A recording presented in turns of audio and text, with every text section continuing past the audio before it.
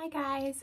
So I feel like med school definitely feels like med school this kind of year, and I know that sounds crazy, but it's intense, let's say that. If you're new here, my name's Amelia and I am a second year medical student. So yeah, with that being said, let's get into the video. So in this video, I'm going to be telling you my top tips on preparing for exams from what I've learned from last year, and towards the end talking about my revision schedule that I am planning on sticking to.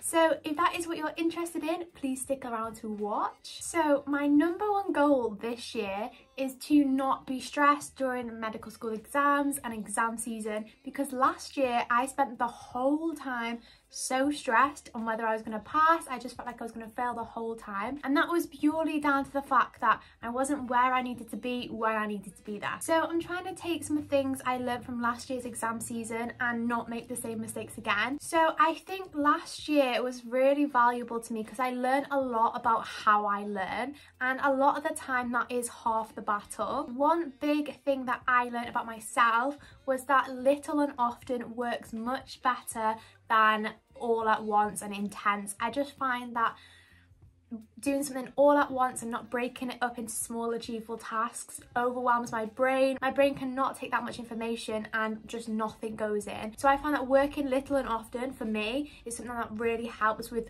content sticking in my head, and you will see that incorporated into my study plan when I share it at the end.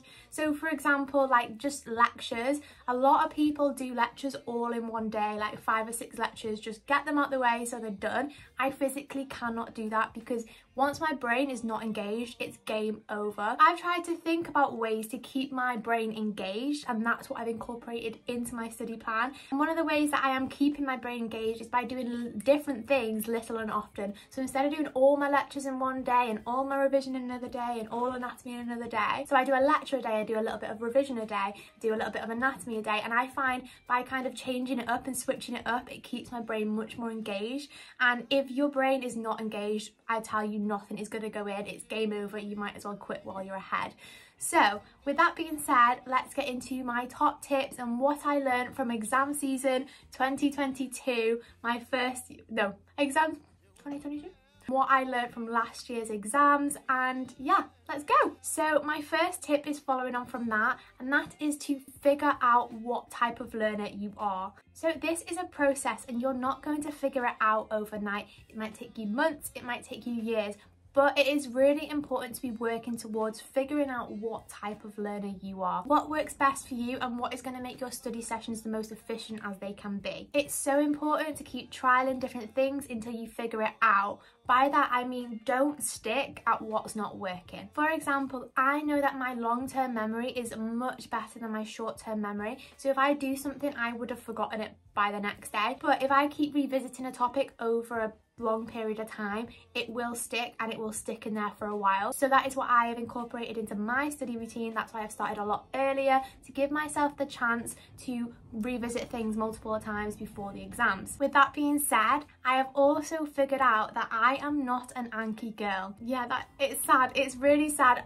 Literally every medical student I speak to uses Anki. Anki is like the go-to for med students, and it just does not work for me. I find it so boring just looking at flashcards. I just don't find it very engaging. If you're not enjoying what you're doing, like, you're not going to want to do it and it's not going to stick. So it's took me a while to figure out that Anki's not for me. I keep trying to make myself into an Anki girl. Like, even my last exams that I did, I tried to do some Anki to like revise, and I figured out that it's just not for me, and I need to stop trying to make me learn in a way that doesn't work for me just because everyone else learns that way. So it's been a long journey, but I have definitely realized that that doesn't work for me. So it's so important to do what works for you, and don't do something that somebody else is doing if it's not working for you, because at the end of the day, it's your learning that matters, and they're not going to be sitting your exams for you. It's important to remember everyone's different, everyone has different learning styles.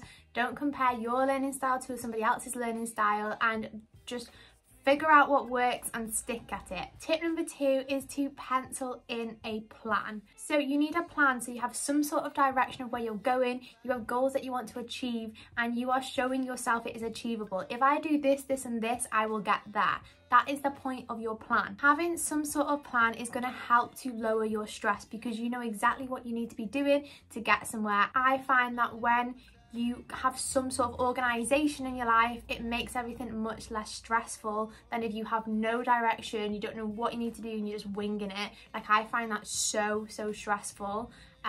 So yeah, a plan is the start. But when I say pencil, that is because plans change. You might overestimate or underestimate how much time something's going to take you. My plan currently is I'm trying to revise 2 weeks of a block at a time. That is my plan, that is my goal, and that's what I'm hoping is achievable. However, if I bump into something that I just don't understand, or I've completely forgotten, or I don't get the concept, or I find really difficult, that means it's going to take me longer. I'm well aware that if I come across that and I don't get it, it's going to take me longer. So just being aware of that, making sure you don't beat yourself up about it. You know, things are going to change. You're going to come across things that are going to take you longer, but you're also going to come across things that are not going to take you as long. It's going to even out. So don't be disheartened if your plans change or if you don't achieve what you want to achieve.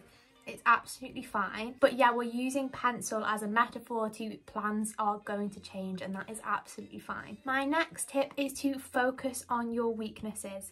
It is so easy to just do the things that you're good at, because when you're good at something, you enjoy doing it and it's easier. But that is the opposite of what you should be doing. When you're revising, you need to identify your strengths and weaknesses, and you need to work on your weaknesses. Yes, you do need to be revisiting your strengths so you don't forget them, but your focus should be on your weaknesses and how you're going to make them into your strengths, even if it involves working at and doing the things that you don't like. As you get better at the things you don't like, you will enjoy them more. It's just human nature that when we're bad at something or we find something difficult, we don't enjoy it as much because it's not as easy. Like, obviously you're going to rather do the things you're good at, the things you know, because it's not as difficult. That is not where your attention should be. Focus on your weaknesses, because that is what is going to improve your score or the outcome the most. And my last tip, tip number 4, the most important one out of all of them, is don't compare yourself. We have touched on this briefly at the start, but I just wanted to add it in again at the end just to emphasize how important it is to not compare yourself. Do not compare yourself to what other people are doing, whereabouts they're at. Like, if you're working and they're not, don't compare yourself. Don't feel like you should be working. At the end of the day, people could be working 12 hours a day but not working efficiently and not getting anything out of their study. Somebody could be working 2 hours a day and being really efficient and getting a lot out of their study. The hours do not matter at all. It's how efficient you are at working. And honestly, I wouldn't even count your revision in hours. I don't count my revision in hours at all, because you could spend 3 hours doing something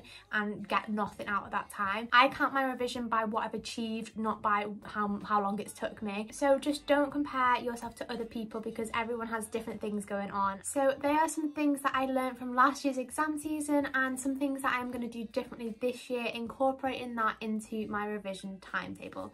So if you're interested in kind of what my week looks like in terms of revision, then carry on watching. Obviously, it's so difficult to be learning new content alongside revision, and that is one of the hardest parts of med school, because obviously we're still learning content now. We're still going to be learning content up until 2 weeks before exams. Obviously, I can't wait till 2 weeks before exams to start revising. So it's about balancing the new content with the old content and revision with what you're learning now. That is half the battle. So once you really nail that down, you will be on your way. Just a quick disclaimer, obviously this is what I am doing. Please don't forget what we've just talked about. Do not compare yourself to other people. Don't compare your journey to somebody else's or your learning to somebody else's. Everyone learns differently. I'm just using what I wish I would have done last year, and that's what I'm incorporating into this year's revision timetable. So with that being said, let's talk revision. So I actually have a video on my channel of my weekly split at Hull York Medical School. So if you're interested in that and like kind of what I do day to day, then give that a watch. Obviously that was before Christmas, so now we have amped it up a little bit. I am doing slightly more because it's getting closer to exams, so it is time to start thinking about knuckling down. But in that video I do talk you through what a week looks like at medical school for me, at my medical school, and like kind of what I do day to day. I also explain the different aspects of the course, and I explain that my week actually starts on a Friday, which is super confusing. On a Friday, as I've said, my week starts, so that's when like the new week start, we get the new content to start learning. So by Friday I need to have last week's content learned. If I have any tips tip, what I got told last year, is make sure you finish the week's content before starting the new week. Like, don't let it roll over because it just builds up. So by the Friday, I need to have the weeks before content completely finished. Like, obviously I'm gonna have to go over it, but I need to have done what I needed to do the week before. By Friday morning, my new lectures are out, so I usually spend the morning doing a new lecture, one lecture. I do some pharmacology, and then by the time I've done that, it's time to go to my sessions. So I have PBL and clinical skills. After PBL and clinical skills, I usually head to the gym because it's been a long day up to now and I need a bit of a break. And then Friday is one of my long days, so after the gym I do a little bit of revision. So currently I'm trying to get 2 weeks of a block revised every week, and that sounds like a lot, but because this is content I've already learned, I should be able to do it quickly. Like, I should already know it, and it's just going through what I've forgotten or the things I don't understand. In an ideal world, that is. Obviously when it comes to it, there might be something that, oh, I don't actually understand that, or I really don't remember that. So after I've been to the gym on a Friday, I usually do a late night and I do a few hours of study, like revising past content. After that, I then just have a chill because Friday is one of my long days. I'm usually very tired by this point. So on a Saturday, I get up and I start my day by doing some pharmacology revision. I like to do pharmacology little and often because it is one of those things that you just have to memorize. And for me, if I don't do it often, I just forget it. So literally, I do all my pharmacology before I start my work. Like, it's just my routine, get my laptop out, do some pharmacology, and it takes about 20 minutes. Like, you'd think that it would take so long, but because I do it little and often, it really does not take me long at all. Like, I can just bam bam bam and it's done, and it's fresh and it's in my head. So I get up, I start with pharmacology, and then I then do another lecture. So that's that done. Currently I'm not really revising as such on the weekend just because I've usually got other stuff going on, but obviously as we get closer to exams I will be doing some revision on the weekend as well, but at the minute, like, I'm trying to avoid it if possible. And then on the Sunday I do the exact same again. I get up, I do some pharmacology, and I do a lecture, and then that's it for the weekend.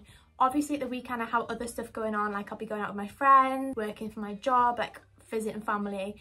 Weekends are usually very busy, but not with revision as such. Then Monday is a very heavy day for me. We have Monday is like official lecture day, but I've usually done a lot of lectures by this point because I've got ahead with them. So I then spend Monday doing my anatomy work and do my PBL work for the Tuesday. And to be honest, this is my heaviest day. Like, I find anatomy really difficult and I find PBL really difficult. It takes me however long it takes me, but once I've finished doing that, I'm usually quite tired. So I don't do anything else after that. It will take me a big chunk of the day just to do that. So that's that done. On Tuesday is another long day. So on a Tuesday, I usually have anatomy first thing. So I'll go to anatomy, and then straight from anatomy, because I'm already on campus, I usually go straight to the library. This is my catching up time. So if I've still got lectures to be doing, I'll do a lecture. If I don't fully understand my PBL, I'll do some PBL, like go through that. Or if I didn't really understand the anatomy while I was in anatomy, I'll do some anatomy. So I use this time, like this 3-hour block, to literally just catch up on like understanding and catch up on knowledge that I just don't 100% know yet. And this has been a really good thing that I've started doing in my revision and my week, is just like allocating some time for catch up and just consolidating learning. So definitely, if you don't already do that, set aside some time every single week to consolidate learning. I then have my clinical skills and my PBL, and then I finish about 5:30. I go to the gym.